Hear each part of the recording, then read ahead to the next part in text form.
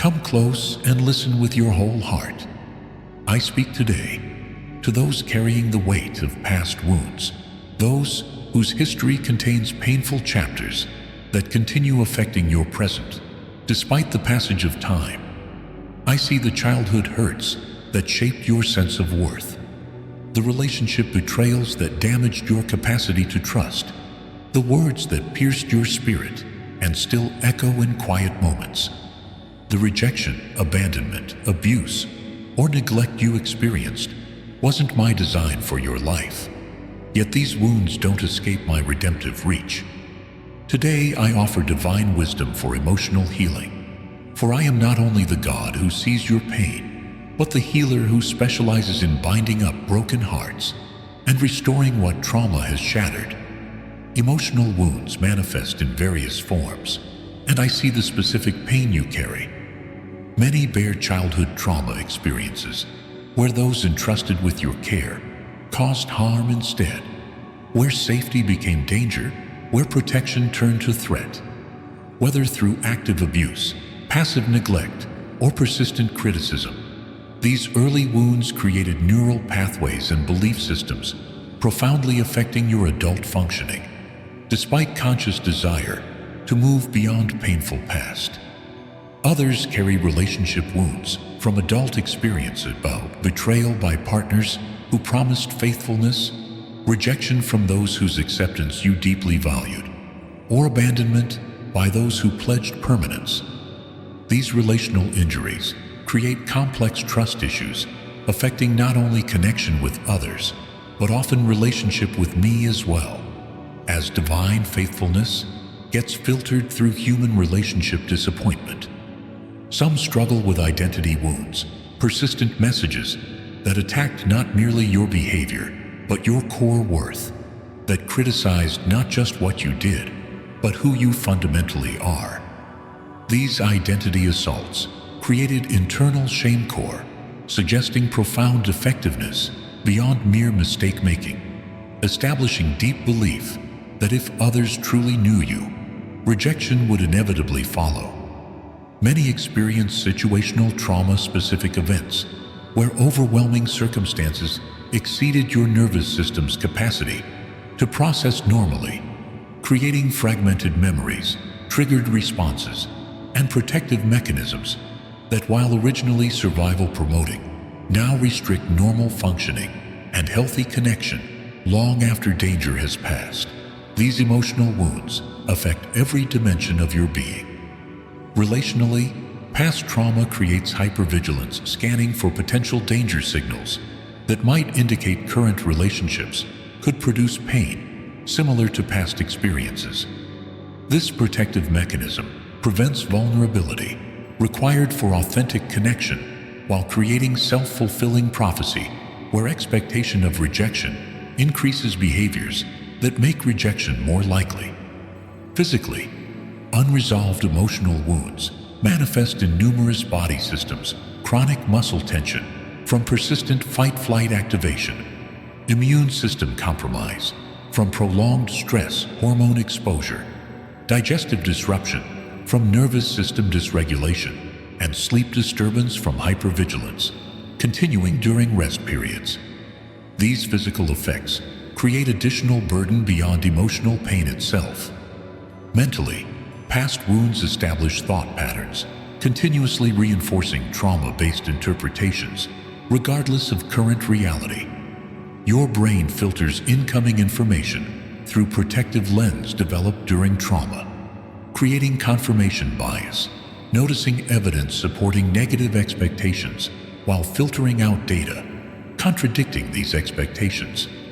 This selective attention maintains wound-based perspective despite contradictory evidence.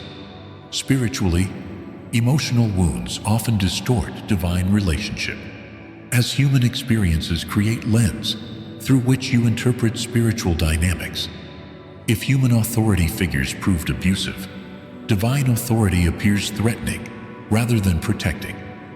If human love proved conditional, divine love seems performance-based rather than freely given. If human acceptance required suppressing authentic self, divine acceptance appears similarly contingent on presenting false perfection. Most significantly, unhealed wounds create subconscious determinism, where past experiences invisibly direct present choices despite conscious desire for different outcomes. Relational patterns, career decisions, parenting approaches, and self-care habits emerge not from deliberate values-based choices, but from subconscious programming established during wounding experiences, creating frustrating repetition of patterns you consciously wish to change. Beloved, hear this heart-restoring truth. Your wounds are seen, your pain is validated, and your healing is possible. Throughout Scripture, I consistently reveal myself as the God who specializes in binding up broken hearts and restoring what trauma has damaged. The psalmist declared with confidence, "He heals the brokenhearted and binds up their wounds." Recognizing that emotional healing represents an essential dimension of divine restoration rather than merely optional enhancement to spiritual life. Jesus emphasized this healing mission by quoting Isaiah's prophecy as his inaugural ministry announcement. "The Spirit of the Lord is on me. He has sent me to bind up the brokenhearted, to proclaim freedom for the captives and release from darkness for the prisoners." This priority positioning revealed that emotional healing wasn't peripheral ministry addition, but central kingdom demonstration, essential to fully representing divine heart toward human suffering. I want you to understand that emotional wounds, while genuinely painful, don't represent permanent destiny, but rather opportunity for profound healing that transforms not only personal pain, but enables unique ministry impossible without having navigated that particular valley. Joseph captured this redemptive perspective perfectly when telling brothers who traumatized him, "You intended to harm me, but God intended it for good, to accomplish what is now being done, the saving of many lives."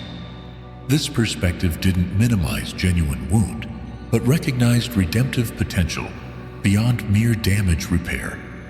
While certain wounds create genuine losses that honest grief acknowledges, healing remains fully possible even where complete restoration to pre-wound condition isn't.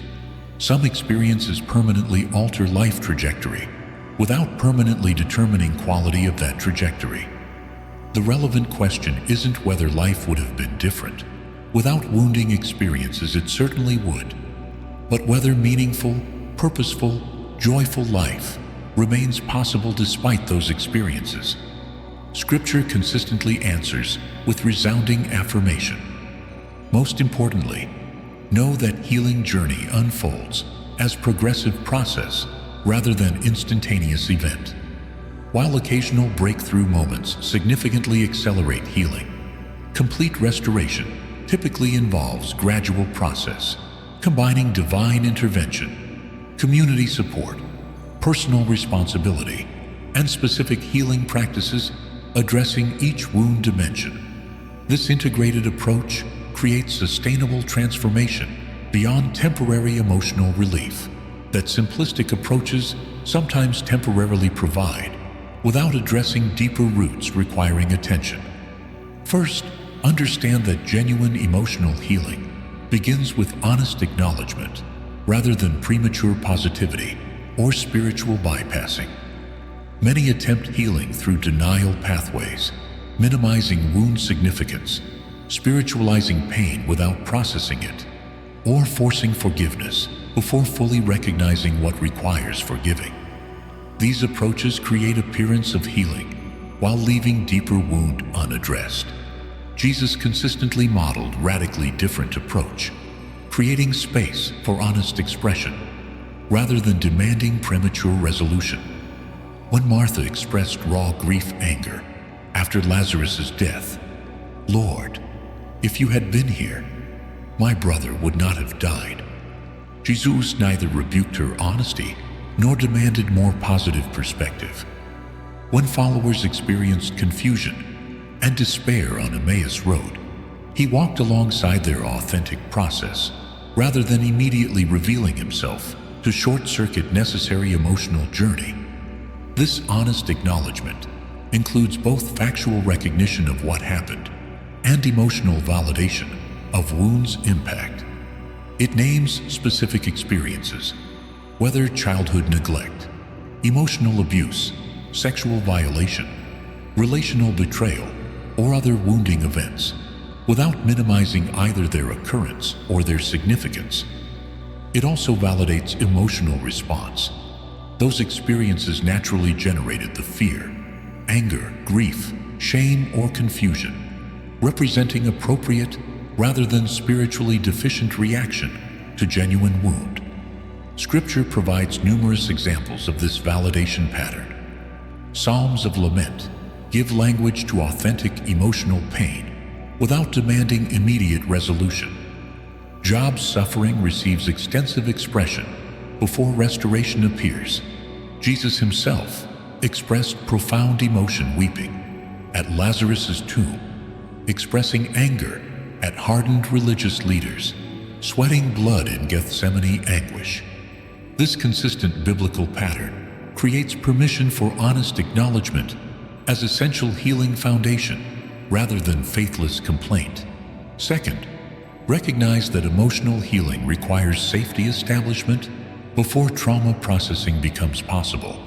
Many approach healing by immediately diving into painful memories without first creating both external safety in present circumstances and internal regulation capacity necessary for effective processing without re-traumatization. This premature processing often creates additional wounding rather than genuine healing. Scripture demonstrates this safety-first principle repeatedly. God brought Israel out of Egyptian oppression before asking them to process their slavery experience at Sinai. Joseph established safe context with brothers before engaging deeper reconciliation of past trauma. Jesus consistently created safe relationship before inviting disciples into vulnerable transformation work that exposed their weaknesses and failures.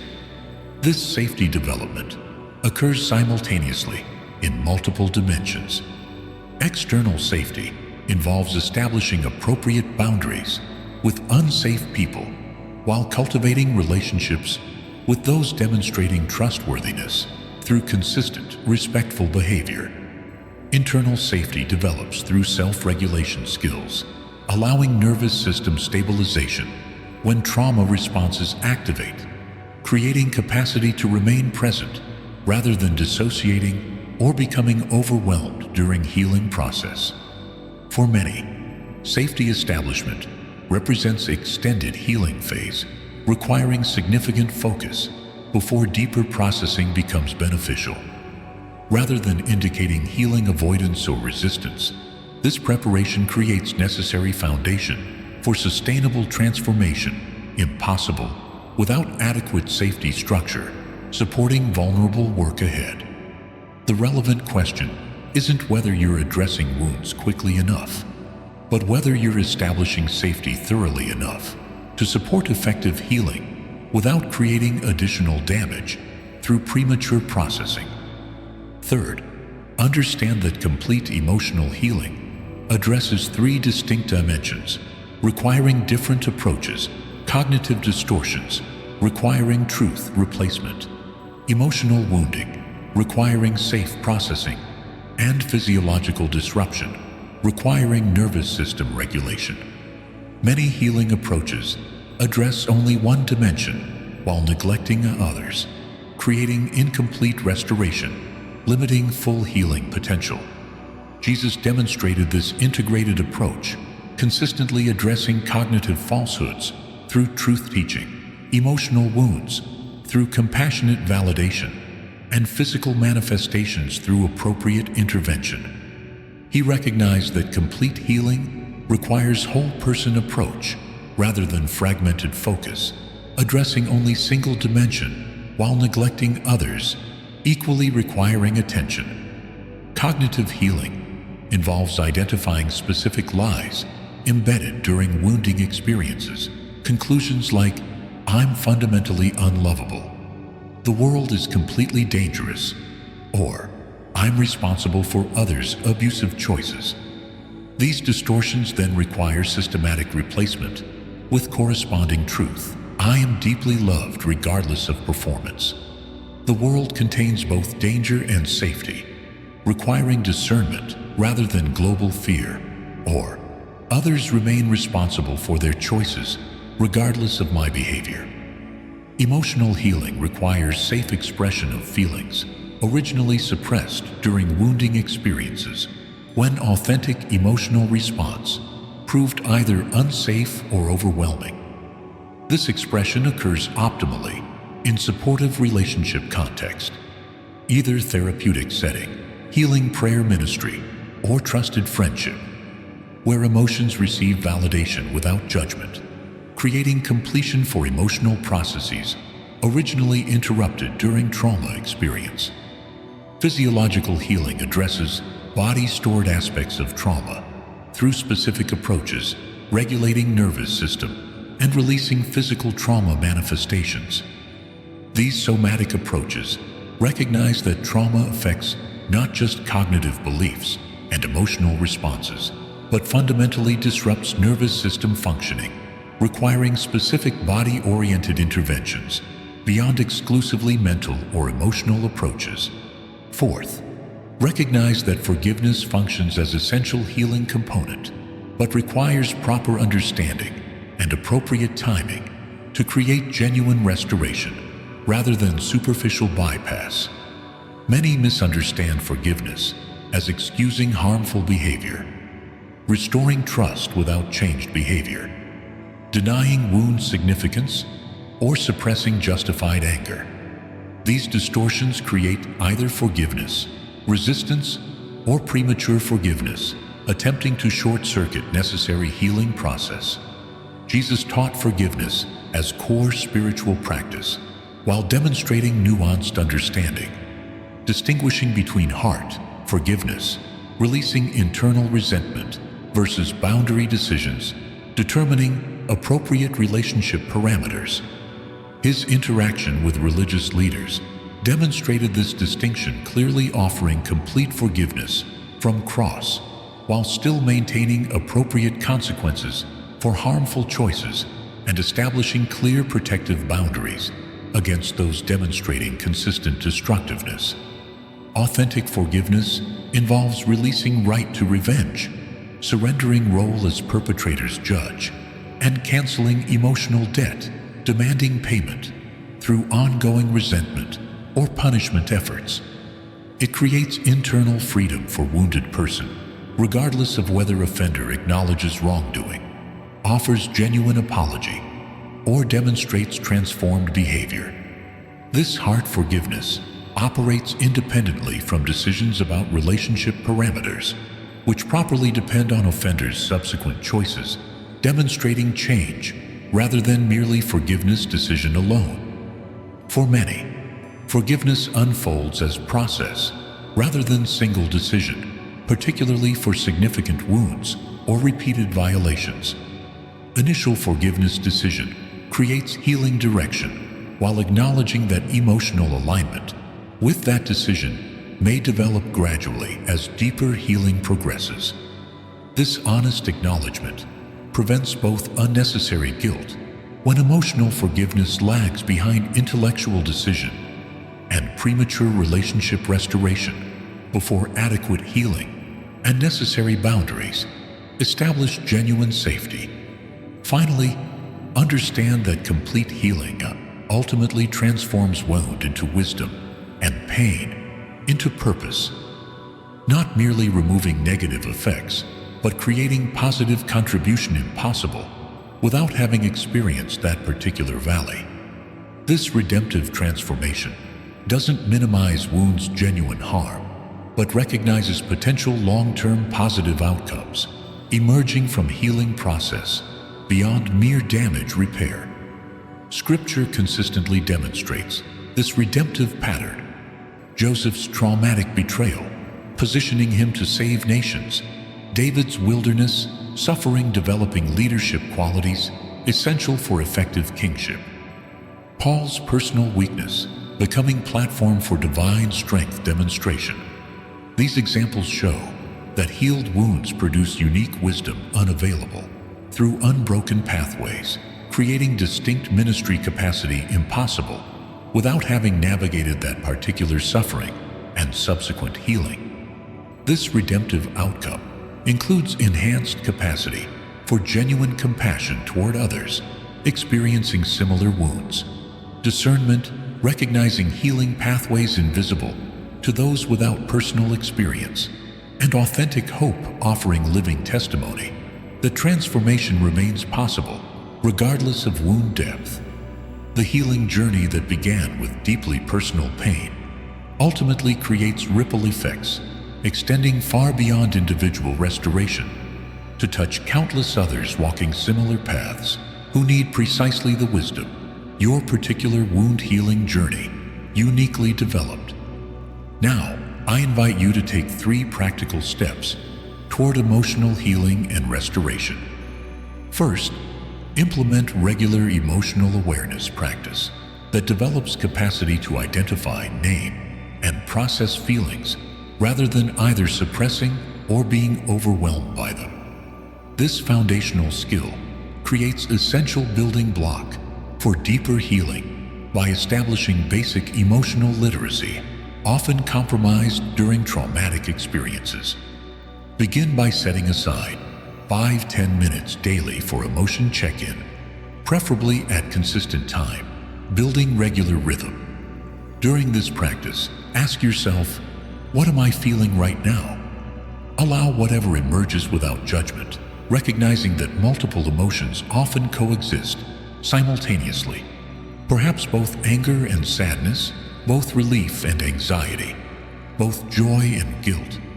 For each identified emotion, practice 3-part engagement, naming the specific feeling with precise language beyond basic categories, distinguishing between disappointment, discouragement, and despair rather than simply labeling everything bad, locating where that emotion manifests physically in your body: tightness in chest, heaviness in stomach, tension in shoulders, and identifying any thought connected with that emotion. I'm feeling anxious because I'm thinking about that conversation tomorrow.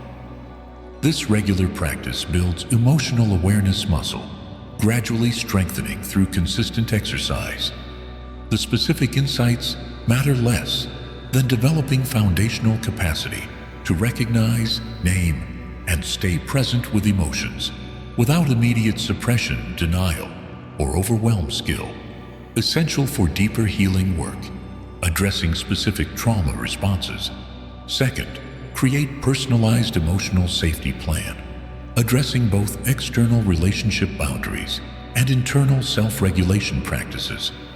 This safety establishment creates necessary foundation for deeper healing work by ensuring both protective boundaries with potentially unsafe others and internal stabilization capacity when triggered responses occur.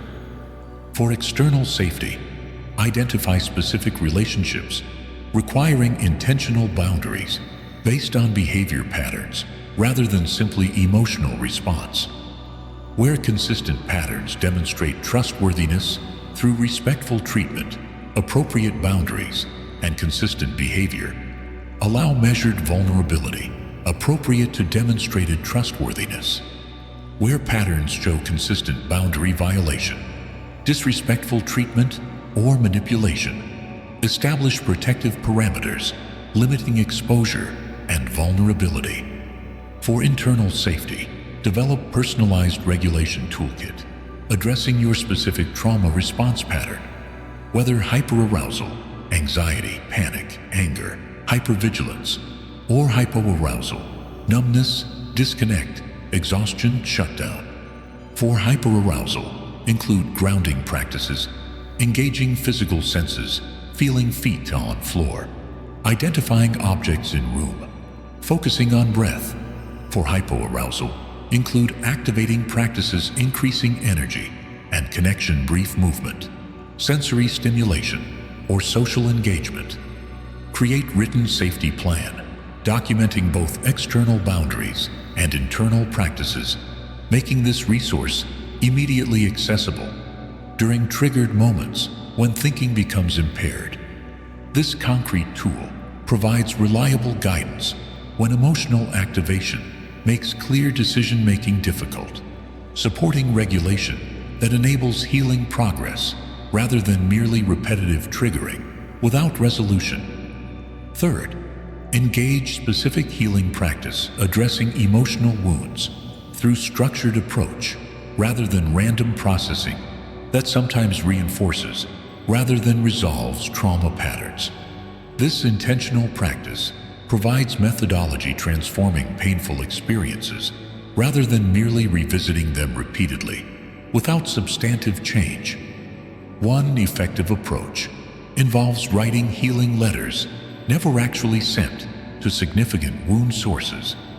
Begin with completely honest expression, describing specific wounding experiences, their emotional impact, and ongoing effects those experiences created.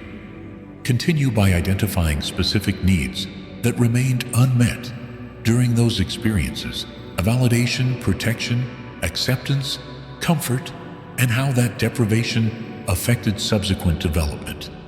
Conclude by writing what you needed to hear from that person that might have provided some healing in that moment. After completing this honest expression, write response letter. From perspective of ideal parent, mentor, or wisdom figure, not pretending wound source would actually respond this way, but allowing divine perspective to speak through imagined compassionate witness. This response letter validates painful experience without minimization, acknowledges legitimate needs that deserved meeting, and offers compassionate perspective, seeing both the wound and the wounded with eyes of love rather than judgment. Through this structured process, many discover that validation, compassion, and understanding they've sought from wound source can actually emerge through combination of divine perspective, trusted community, and developing internal compassionate witness. This realization transforms healing journey from dependency on others' acknowledgement, often unlikely from original wound sources, to empowered path where healing progresses regardless of whether those who caused harm ever recognize or acknowledge their impact. My precious child, the wounds that have marked your journey have never escaped my loving attention. I have collected every tear, witnessed every painful moment, and remained present even when circumstances suggested otherwise. The healing path ahead unfolds not as simple forgetfulness, erasing painful history, but as redemptive transformation that honors your experience while refusing to let it determine your future. Remember, emotional healing follows process rather than instant transformation. The neural pathways established during traumatic experiences required time to form, and similarly require time to rewire through consistent alternative experiences, creating new patterns.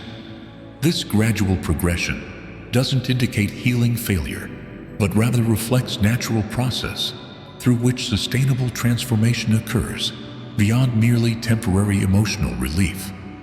The journey includes both breakthrough moments, dramatically accelerating progress, and daily small steps, steadily moving healing forward. These varied rhythms reflect normal healing pattern, rather than inconsistency or inadequacy.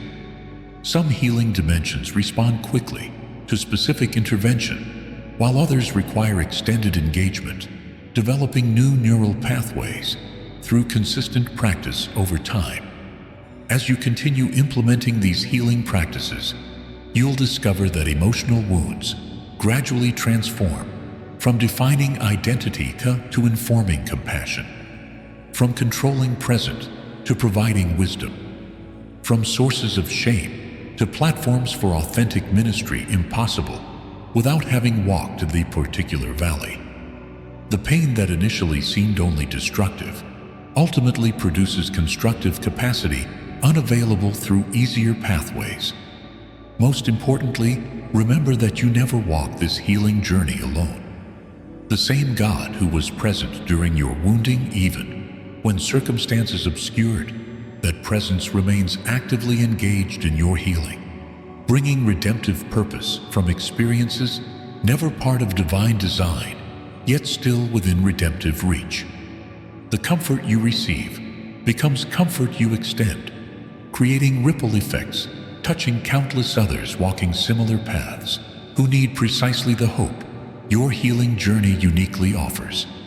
For I am the God who binds up broken hearts, who specializes in beautiful restoration, who brings life from death, healing from wounding, and purpose from pain. The wounds that have felt so defining represent not the conclusion of your story, but merely important chapters, containing both genuine suffering and remarkable resilience within larger narrative, still unfolding toward redemptive purpose beyond what wounded places alone could ever have imagined.